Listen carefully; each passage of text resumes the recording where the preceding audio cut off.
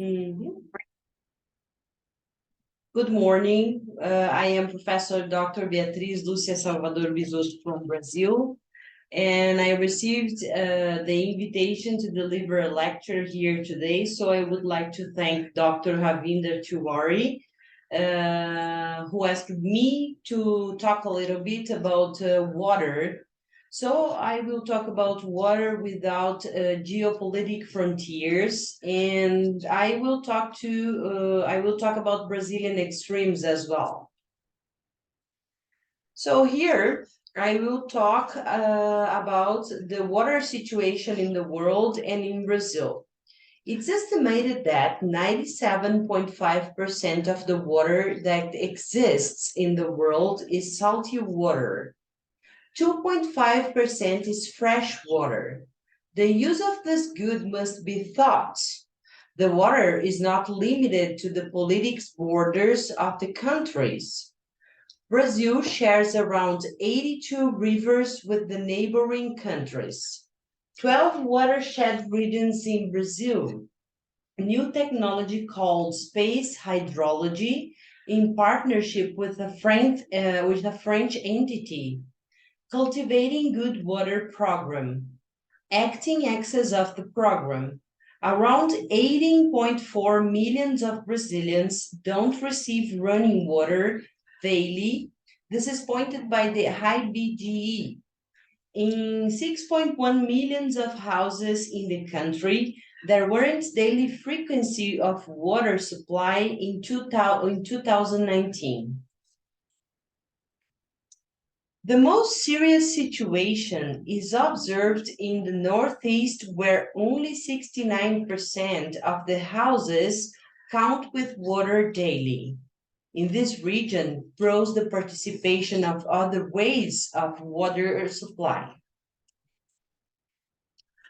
In the South region, the frequency of water supply is 97%. There are so we can say that there are two extremes in Brazil, the South region, the North, and the Northeast regions. In places where there are not public water supplies, taking water can be done in an artesian well. So the beginning of the supply system generates economic aspects, economic and social sustainability, life quality, health and social aspects, health, mortality reduction. The health and social aspects are the control and prevention of the diseases, the implement of hygienic habits in the population, facilitate public cleaning, facilitate sports practices to provide comfort, well-being, and safety, increase the life expectancy of the population, and in the economic aspects, to increase average life by reducing mortality, increase the individual's productive life by increasing the average life, or by reducing the time lost with illness, facilitate the installation of industries, facilitate the protection of water sources, facilitate system supervision, facilitate water quality control, and facilitate economics of scale. Cistern system greater costs. So construction cost, the cost of the work is between 1% to 5% of the total. It depends on the system you want to deploy. Here we have cistern simpler forms like rain collection from the roof and stored. It can be used for gardens, irrigating the grass, plants, cleaning, and sidewalks. Here we have the example of the gas station where you can use the water stored here to clean the gas station and do other services. Then we have cleaning of common spaces and sidewalks with water stored in this blue plastic cans here. Condominiums join the rainwater harvesting. This is another example. And we have a conclusion about everything we are talking here. Groundwater plays important roles in water supply, in maintaining the continuity of rivers, sustaining aquatic life, diluting sewage, generating electricity, and allowing the transport of sediments, and influence on underground works. This intricate and intrinsic relationship is not well understood by society and the government, causing serious problems that affect not only the resource and its users, but also a large part of the population. Recent experiences is groundwater management have indicated that the management of this resource will be more successful the greater the user's participation. Therefore, water management becomes fundamental to provide knowledge and management tools for decision making and awareness of users which will lead to the protection and controlled use of groundwater resources.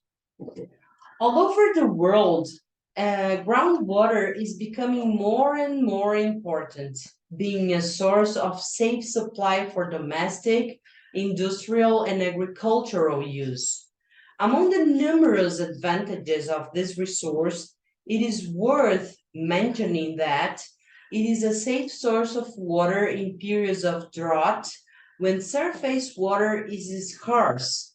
It is less vulnerable to contamination. It has water of excellent natural quality, and that, in most cases, it does not require any type of treatment. In addition, the aquifer has a gigantic storage capacity. However, the great importance of the underground resource for the social and economic development of the population contrasts with the lack of knowledge of the potential and the stage of exploitation of the aquifers in the country, which poses great challenges for the adequate management of water. On the other hand, the effective management of groundwater resources can be compromised by the growing illegality of water collection wells. This illegal exploitation implies problems associated with the lack of sustainability or over exploitation of underground water extraction, especially for use in urban public supply.